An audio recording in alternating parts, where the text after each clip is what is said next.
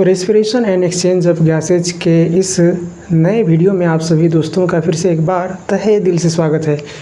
जैसा कि अभी तक के वीडियोज़ में हमने जो है लंग्स के बारे में जाना है, थोरैसिक चैम्बर के बारे में जाना है, बस इसी सीरीज़ को कंटिन्यू करते हुए आज के इस वीडियो में हम जानेंगे मैकेनिज़्म ऑफ ब्रीथिंग के बारे में। हम जानेंगे कि किस तरह से दो फ़र्क एक्सिस में जो है थोरैसिक चैम्बर एक्सटेंड करता है और ब्रीथिंग में यानी कि गैसेज के इनहेलेशन और एक्सहेलेशन में मदद करता है। तो चलिए बिना किसी देरी के शुरू करते हैं आज के इस वीडियो को। तो जैसा कि आप देख सकते हैं कि मैंने एक जो है डायग्राम भी बना रखा है, फिगर भी बना रखा है और कुछ चीज़ें लिख रखी हैं। तो सबसे पहला लाइन जो यहाँ पर लिखा हुआ है मैकेनिज़्म ऑफ ब्रीथिंग की मैकेनिज़्म के ताल्लुक से वो ये है कि it is alternate contract and relaxation of mainly two types of muscles. तो ब्रीथिंग होता क्या है? ब्रीथिंग दरअसल एक अल्टरनेट, पहले कंट्रैक्ट होगा फिर रिलैक्स होगा, फिर से कंट्रैक्ट होगा, फिर से रिलैक्स होगा। तो इस तरह से एक अल्टरनेट साइकिल में चलने वाला एक प्रक्रिया होता है। अच्छा, कंट्रैक्ट और रिलैक्स होते क्या चीज़ हैं? कंट्रैक्ट और रिलैक्स दो टाइप के मसल्स होते हैं। तो उन मसल्स का क्या नाम है? तो उन मसल्स का नाम है जैसे कि फ्रेनिक मसल नाम से भी पहचाना जाने वाला डायफ्राम मसल, फ्रेनिक मसल के नाम से पहचाना जाने वाला डायफ्राम मसल, जैसा कि हमने प्रीवियस वीडियो में जो है डायफ्राम मसल के बारे में जाना था, जो कि एक मेम्ब्रेन होता है, हमारे थोरैसिक कैविटी और एब्डोमिनल कैविटी को सेपरेट करता है। तो पहला कह रहा है उस मसल के बारे में फ्रेनिक मसल या फिर डायफ्राम मसल, और जो दूसरा मसल के बारे में बता रहा है वो है इंटरकोस्टल मसल। दूसरे जो मसल के बारे में बता रहा है वो है इंटरकोस्टल मसल। तो जो फ्रेनिक मसल या फिर डायफ्राम मसल होता है वो एंटेरियो पोस्टीरियर एक्सिस में क्या करता है? एंटेरियो पोस्टीरियर एक्सिस में कंट्रैक्ट या फिर रिलैक्स करता है। सपोज ये हमारा थोरैसिक चैम्बर है इतना, तो एंटेरियो पोस्टीरियर के माने क्या होते हैं? ये एंटेरियर पोर्शन है, ये पोस्टीरियर पोर्शन है। तो जो डायफ्राम होता है जब कंट्रैक्ट करता है तो क्या हो जाता है? फ्लैट हो जाता है, और जब क्या करता है? रिलैक्स करता है तो डोम शेप का हो जाता है। तो आप देख रहे हैं कि जब डोम शेप का होता है तो जो वॉल्यूम है थोरैसिक कैविटी की कम हो गई है, जबकि यही जब कंट्रैक्ट करेगा, जब ये फ्लैट हो जाएगा डायफ्राम मसल, फ्रेनिक मसल, तो आप देख सकते हैं कि जो कैविटी है वो क्या हो गया है? बढ़ गया है। सॉरी। तो बस इसी तरह एंटेरियो पोस्टीरियर एक्सिस में आप इस चीज़ को कुछ इस फिगर से भी एनालाइज कर सकते हैं। जैसा कि ये जो आप थोरैसिक कैविटी का एक डायग्राम देख रहे हैं, फिगर देख रहे हैं, इस एक्सिस को ही क्या कहा जाता है? Antero posterior axis. Antero posterior axis. तो इसी एंटेरियो पोस्टीरियर एक्सिस में क्या होता है? डायफ्राम का कंट्रैक्शन और रिलैक्सेशन होता है। जैसा यहाँ कह रहा है कि कंट्रैक्ट, जब फ्रेनिक मसल या फिर डायफ्राम मसल कंट्रैक्ट होते हैं तो थोरैसिक वॉल्यूम बढ़ जाया करता है, थोरैसिक वॉल्यूम बढ़ जाया करता है। तो इस तरह से आप देखिए, जब कभी भी जो ये मसल्स हैं डायफ्राम मसल, जब ये कंट्रैक्ट करेंगे तो कुछ इस तरह से हो जाएंगे। अब आप खुद देख लीजिए कि जो है वॉल्यूम थोरैसिक चैम्बर का, थोरैसिक कैविटी का जो है क्या हो चुका है?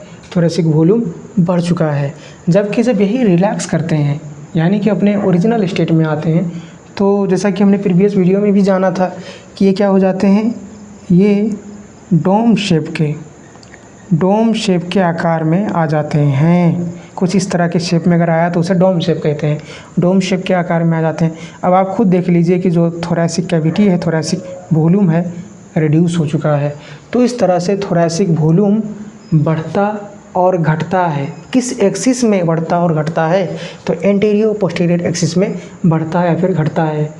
किसमें, किसके कंट्रैक्शन या फिर रिलैक्सेशन होने से बढ़ता है फिर घटता है एंटेरियो पोस्टीरियर एक्सिस में?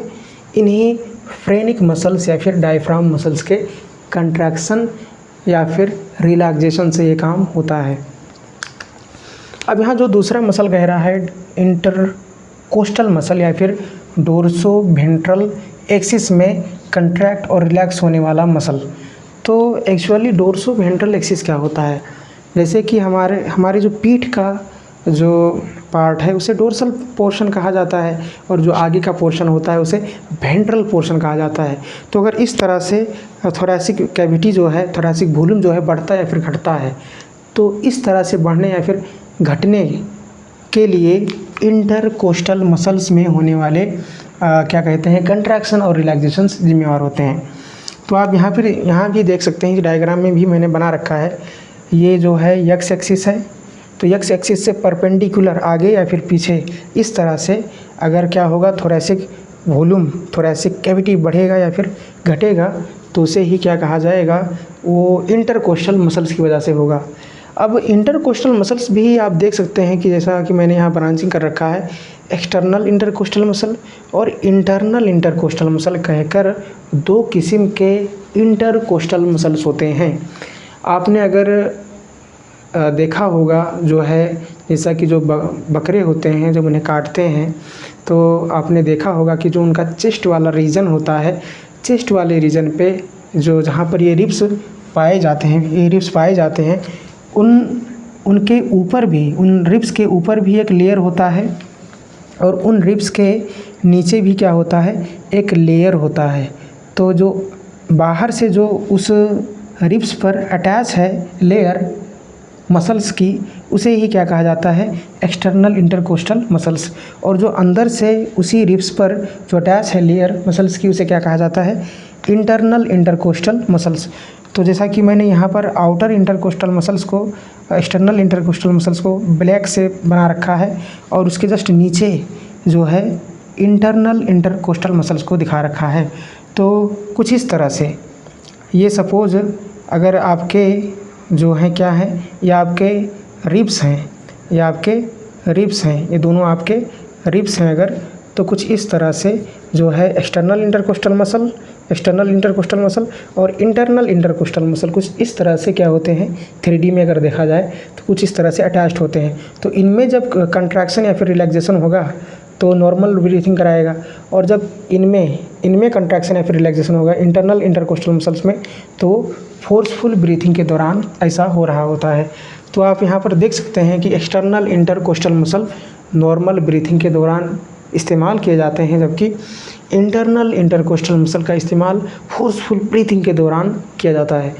तो जैसा कि आप देख सकते हैं एक्सटर्नल इंटरकोस्टल मसल जब कंट्रैक्ट करते हैं तो थोरैसिक कैविटी का जो वॉल्यूम होता है वो बढ़ जाता है।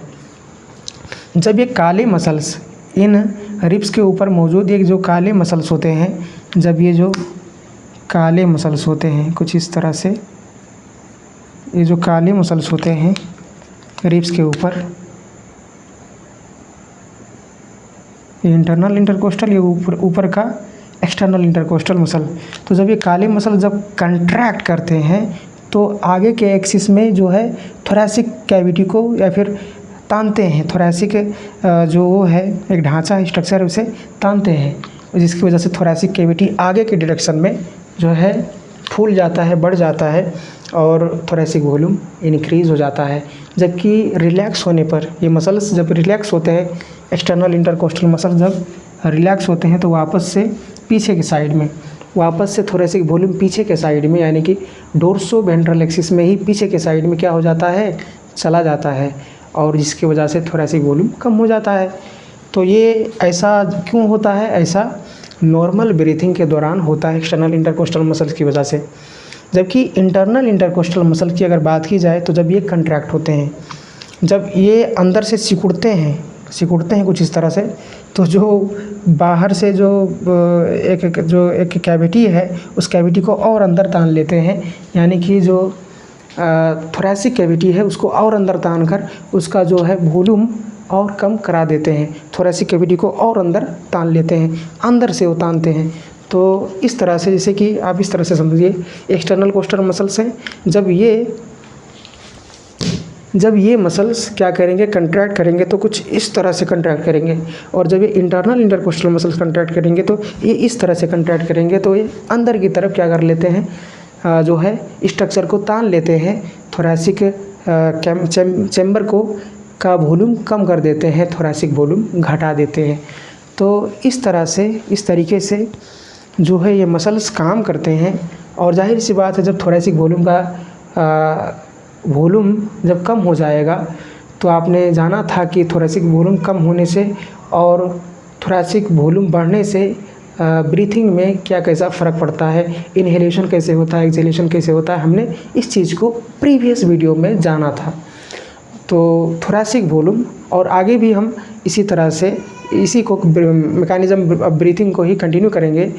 तो उम्मीद करता हूँ आज की इस वीडियो में आपको जितनी भी चीज़ें समझाई गई हैं, बताई गई हैं, आपको ज़रूर समझ में आया होगा। अगर कोई भी डाउट है तो ज़रूर कमेंट कर पूछें, अगर कोई राय है, सजेशन है तो ज़रूर दें। और आज के लिए इतना ही। इंशाल्लाह हम अगली वीडियो में इस चैप्टर के अन्य इम्पोर्टेंट टॉपिक को भी इसी तरह से कवर करते हुए जाएंगे। आज के लिए इतना ही। Thank you.